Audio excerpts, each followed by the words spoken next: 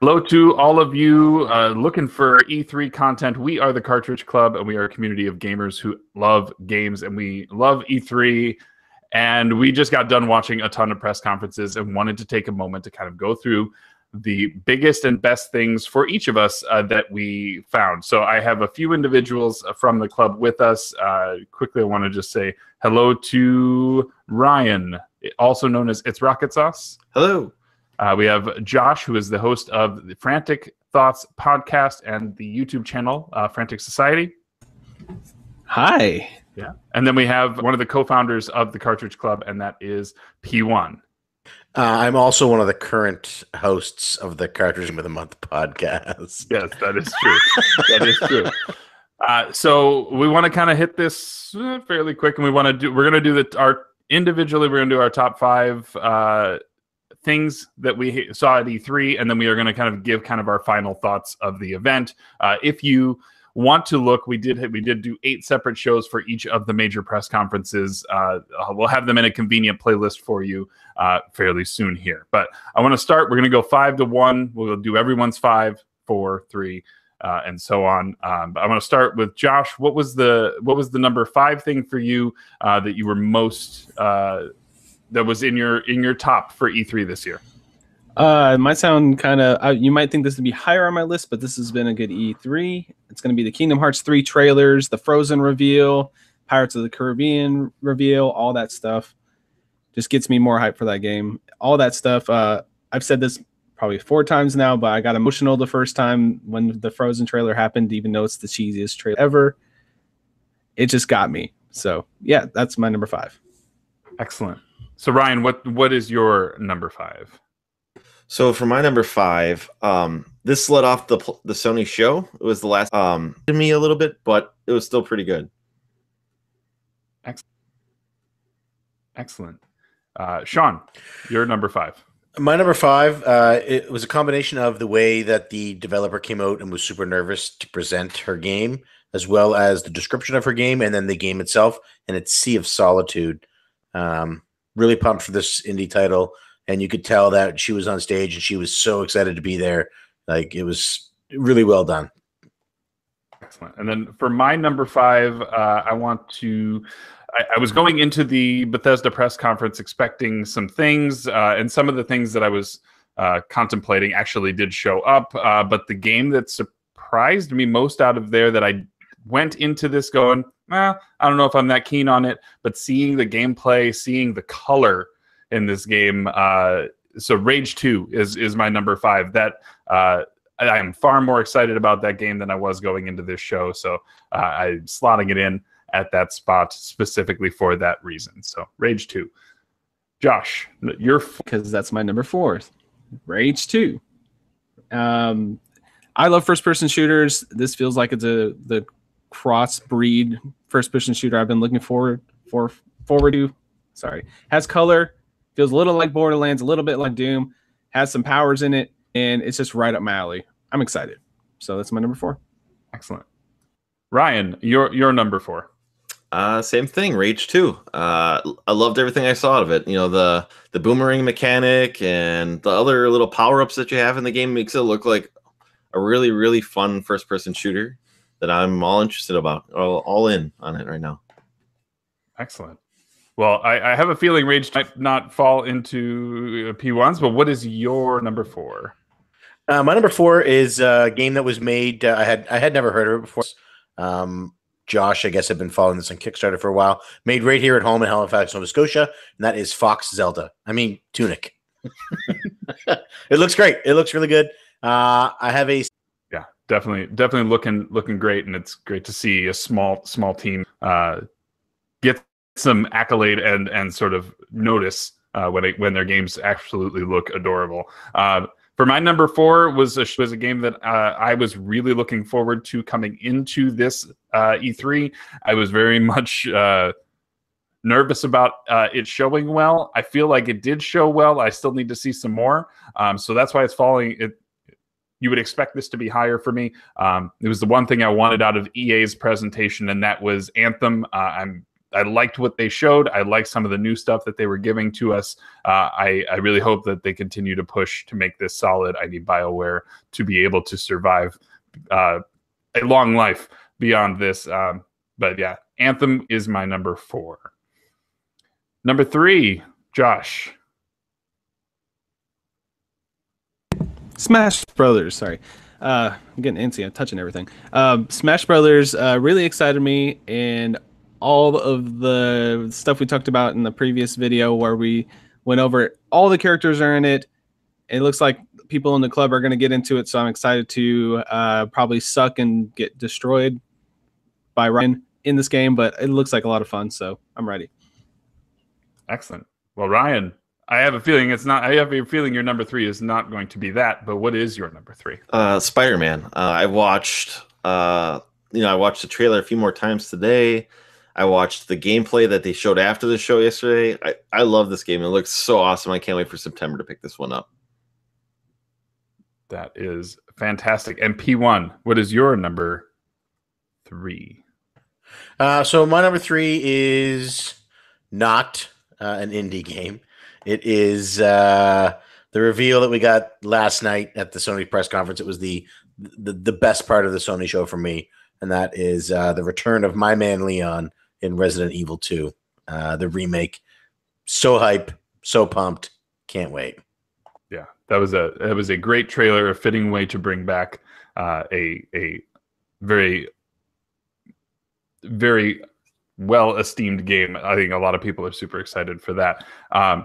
For number 3, mine also came from the Sony show, and it was one that still is shrouded in a lot of mystery. I really like Remedy games, and what I saw out of Control really surprised me.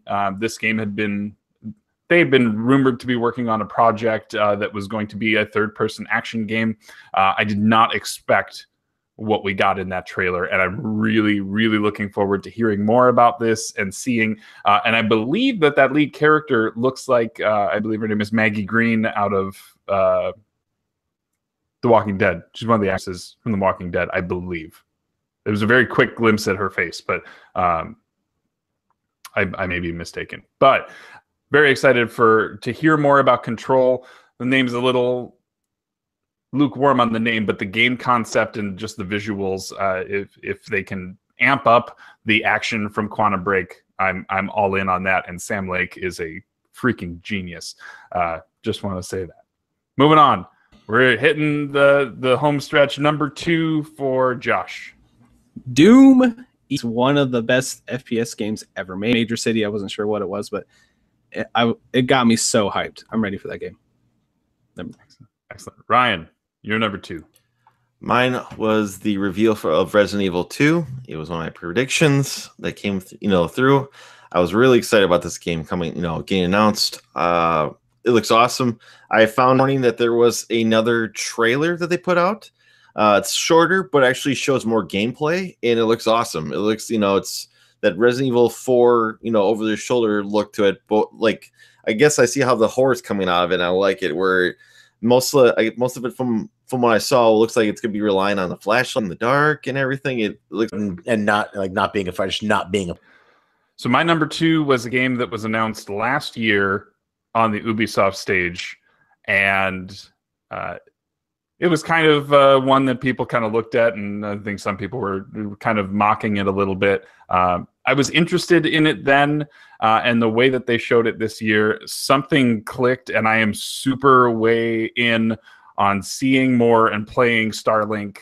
That I don't know. There's something about it. I mentioned during a previous show that I, after rewatching that whole reveal again, like, I don't usually get an emotional response out of watching game trailers, but I actually I don't know what it was, the music or the way that they introduced Star Fox.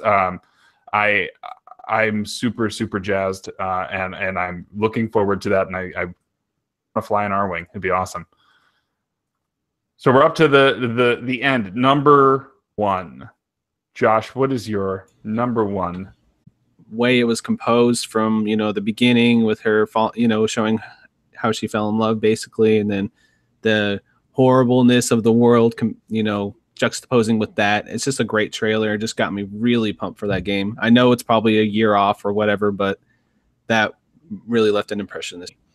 So very good. Ryan, I have a feeling I know what this one is, but Super Smash Brothers Ultimate. I'm so excited. I'm glad that they brought back everybody. I can play Snake. I can main him again. I can keep all the characters I enjoyed playing in Smash 4. I might start playing this competitively again. So I'm excited for this one. In fact, I'm watching the Smash Invitational as we speak to see if there's any little details that slip out. So yeah, this is my most. This is the game that was my favorite at E3. So okay, P1, your favorite? My favorite announcement at E3 this year isn't a game. It was an acquisition. So Team Ninja signed on with Microsoft. They're now a first-party developer for Microsoft or second-party developer for Microsoft. News for them to essentially achieve their dream. You know what I mean? That was the best news announcement that I had for all E3. Really, really happy with that. I'm glad that Microsoft brought that to us on the first day of E3. Yeah, so I was almost going to echo you on that one, but I want to do something a little bit different that came from that same. Because it came out of nowhere, and I thought it was a great way to introduce this, what is bound to be a massive game. After thinking about it again a few times, I really liked the way that Cyberpunk 2077 got pushed out. It hit a lot of the vibes that I think it needed to, and it was just great reveal. It certainly more excited now than I was at any point leading up to this. I bet you all thought I was going to say Halo, but I did not. But yeah, very excited to see more, and I know that CD Projekt Red does great work, and so I can only imagine that this is going to echo that same amount of effort on their level. So there we have everyone's top 5. I guess if anyone wants to throw out an honorable mention, I want to give you an opportunity to do that in case there's something that just you had to push down just below the that top 5 list. Josh, I think you've got one or maybe just a couple. Yeah, just a couple. The one that was your number one, Project Red, with building an amazing world, because I really, really like the Witcher universe. And just quickly, I loved Ghost of Tsushima. I just loved basically the visuals, and the combat looked really good. And then one that's just an oddball thing that caught my attention because it's Battle Royale, but it's so weird, Rapture Rejects. So I'm definitely going to be trying one too. So, yeah. Very good. Ryan or Sean, do you have any last kind of thoughts that you want to, or any honorable mentions that you want to give? And then we'll get into final thoughts on the whole E3 event. I have just 2. Octopath Traveler, but that seems like cheating because I knew I was excited for that going in. And Gears of War 5, it got me excited, friends. So that's a good time. Very good. Ryan, do you have any honorable mentions? Super Mario Party is one of them, I want to say. And I would say Control. I'm going to follow you up on because that one looked interesting. That was one of those ones that kind of, what is this game? Is it something new here? So I really did like what I saw from that one too. Very good. I think if I was going to throw an honorable mention or 2 out, knowing that the next Halo is coming, is great news. So just verifying that, seeing the new engine, seeing kind of the feel of Combat Evolved being put out there, I would have slotted it higher if we had gotten more than just that opening trailer. But I'm still very excited to know that that's on its way. So excellent. So let's go into kind of final thoughts. We've put a lot of time, over 10 hours at this point, talking about all of these games, talking about all of these shows. I guess who wants first crack at sort of talking about their own impressions of E3. They say that E3 is a dying brand, and I kind of want to get people's thoughts on that. Josh, you were first with the top 10. Let's have you start off this as well. I think it was awesome. I mean, everybody's going to set themselves up for disappointment if you expect too much from something. And I think that's what happens times at E3. You go in thinking, okay, there's going to be these 18 games that I want, or even these 5 games that I want. And then if they don't show up, or one of them only just shows up, you're still going to be disappointed. So if you go in with more of an open mind, it's a great experience. I feel like there's pretty much something for everybody, every walk of life here. There's sports games, there's racing games, there's RPGs, there's tactical games, there's shooters, everything.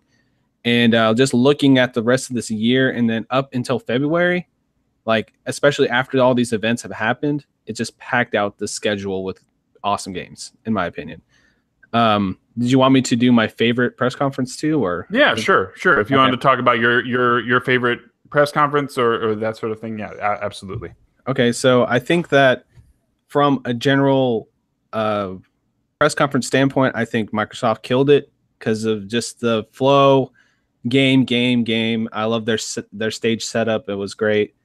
And from the game perspective, like games I'm probably going to play the most, it's probably going to be Sony, but their conference kind of wasn't as good to me because of how they had this weird, like awkward transition and stuff, but they had amazing games too. So I think Microsoft was probably my favorite all in all because of just the sheer amount of games that was there, and then all those great reveals. So there we go. Excellent. Ryan, I want to give you next crack at your kind of final thoughts on 2018's E3 offerings.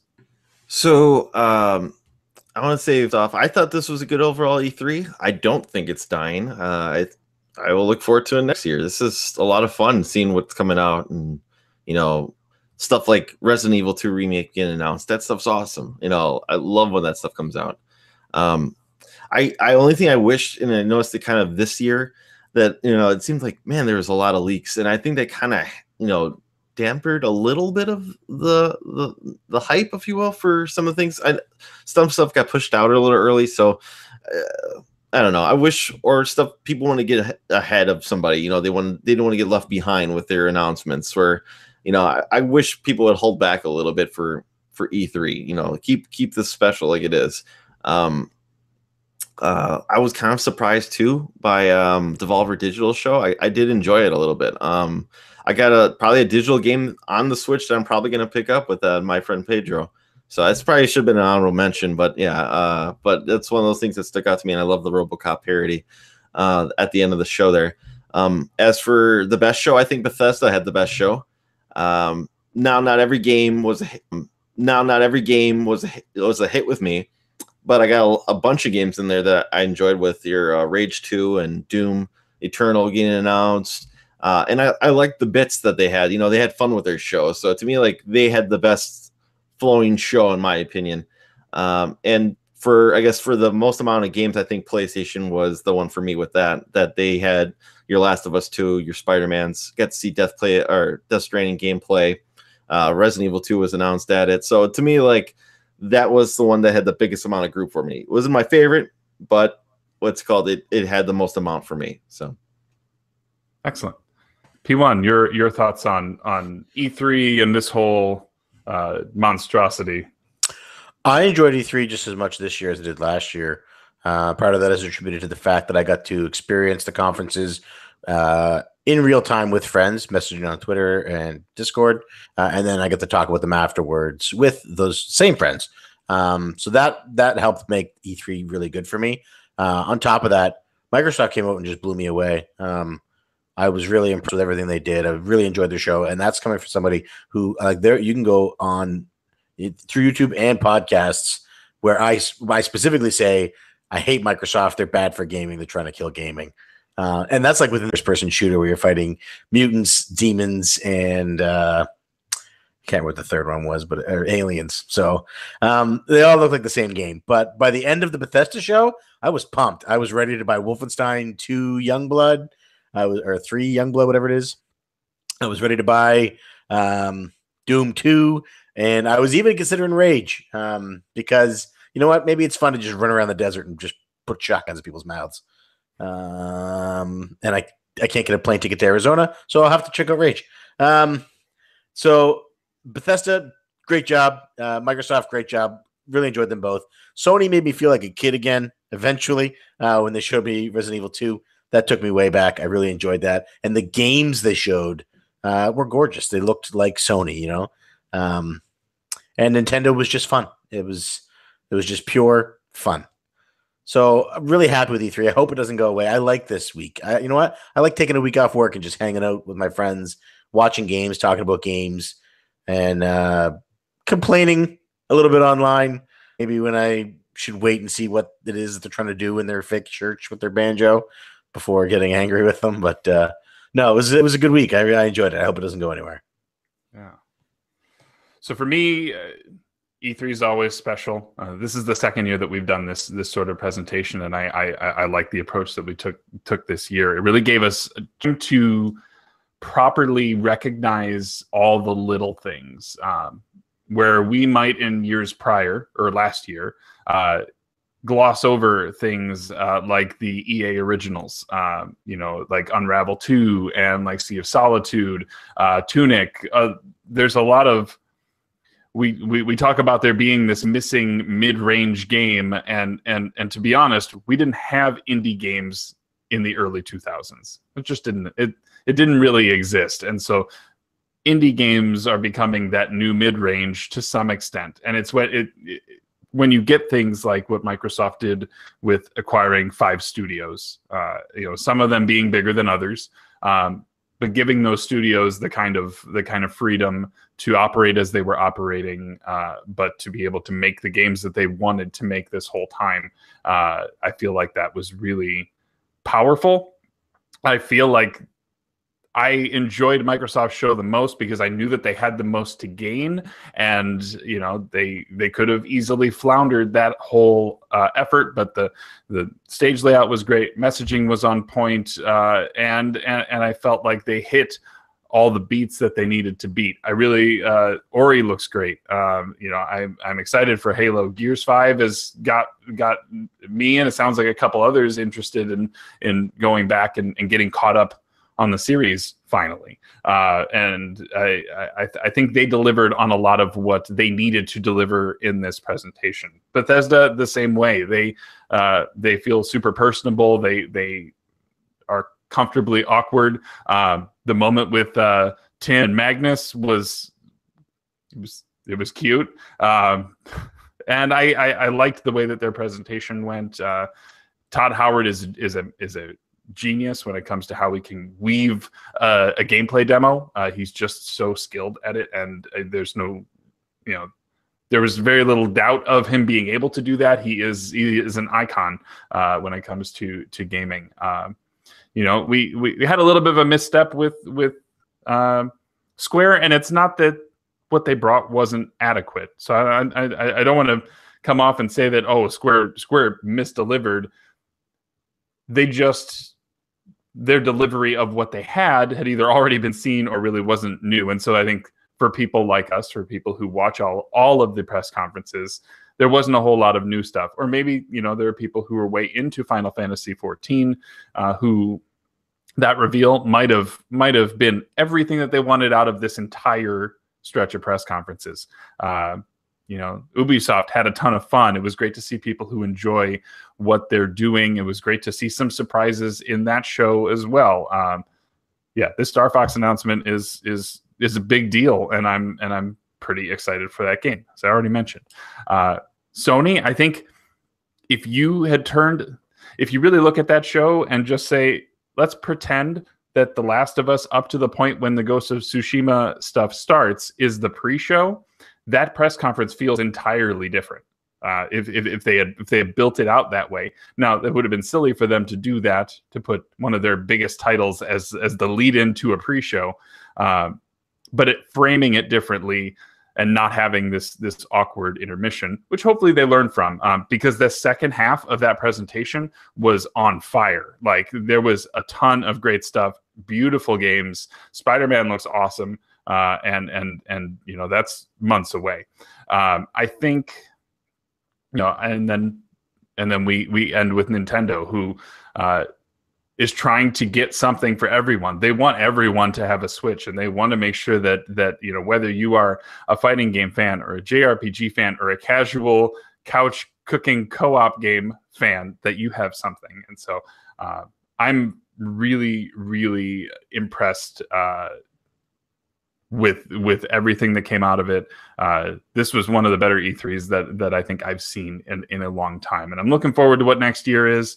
There's a lot of games that were revealed just in the past couple days that might not be out yet by next year, which means that we're going to get a whole new salvo of videos and reveals and discussion on those games. And I'm looking forward to hearing that in the future. And I'm going to wax poetic for way too long here, so let me just say I had a blast, and I want to thank you guys from the panel for being along for this ride. It has been a lot of time on camera, so I appreciate you guys going through the effort of watching all the stuff with us, taking notes, and having formed opinions on these things so that we can have the discussion.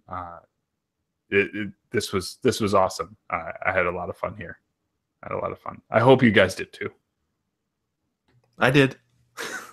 Thanks for doing this. Let's not forget to thank Dean. Yeah, work in the forums. Absolutely. Dean has been really putting in a lot of effort to get the trailers and little write-ups for every single one of these games put together, and his effort, and you know, even though we couldn't get him on camera here with us, his efforts are highly appreciated. It makes things easier. You can watch our coverage, and then you can go see the trailer that maybe you missed, and it's right there on the forums over at cartridgeclub.org. What Dean did on the forums is really incredible, because his internet in Banff is garbage. It's like dial-up. He's at 52K out there, and he, like, the conferences would end, and within 5 minutes, those write-ups were there with links to the trailers. Like, he must have been live writing them out as they were happening on how he does it. He did it last year. He's probably going to do it next year. Dean Lasagna just continues to. The man is. I'm not convinced he's not part Android. He might just be Skynet. Go. He's going to move to Detroit. That joke fell flat with everyone on mute. Yeah. So. Yep. So let me kind of just put a bow on this and thank everyone who took some time to watch with us. I hope that and hoping that the stream isn't as choppy as people are saying that it is, or I hope the video comes through okay. But if not, then this is for us. I would like to still encourage people. There should be a hangout tonight. That is our normal Tuesday night hangout. I can't promise that any of us are going to be there, or that any of us would be there for any extended period of time. But, you know, E3 is a big time. It's a chance for all of us to kind of revel in the things that we enjoy and celebrate some of the new stuff that's coming. And so I'd encourage you guys to still have a hangout and be a part of that over at the Cartridge Club Hangouts channel, which is separate from this one. But yeah, anything I'm forgetting, guys? Maybe we'll do this for some other shows down the road.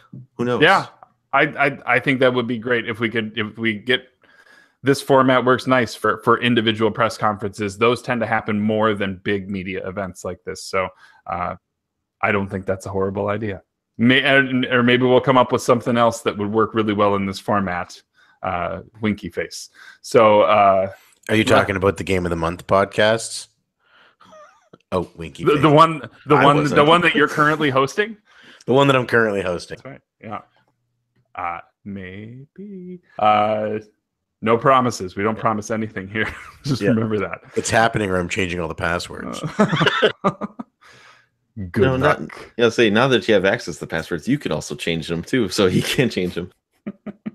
Very true. It's a race.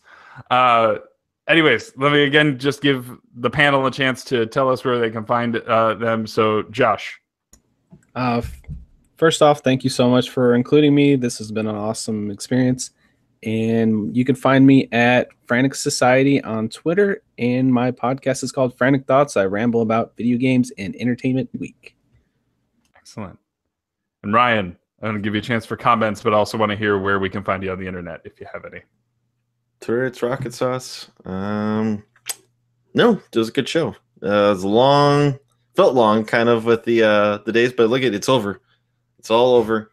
You know, gotta wait for another whole year of this. You know, but hey, it's fun. I think we start looking forward to this come February every year. We start saying, okay, you know, these games just came out, and I was gonna say, if you look, Josh, you kind of posted on Twitter before I forget. Josh lined up what's coming out in September, October, November, December, January, and February. And it's pretty overwhelming, especially I want to say come next year. Early next year is really, really strong. It seems like almost everyone who was a strong candidate moved to early next year that I thought could have been like really, really, you know, high in demand, you know, maybe those Christmas rush games, if you will. But it's a good sign if the games can get better, being pushed just a little bit longer, maybe a little less competition, more time to breathe earlier in the year, but less chance to get forgotten. So take a look at that post that Josh put up there, because it's like 6 months of just like, there's got to be at least something for EA, at least one game, at least a month here. So just take a look at that. Excellent.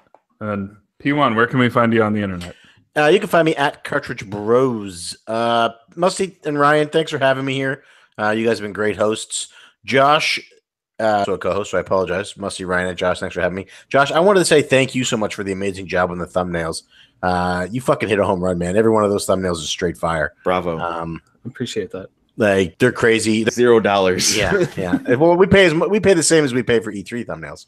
With that, but okay, let's go ahead and wrap. Let's get out of here. I need to get some rest.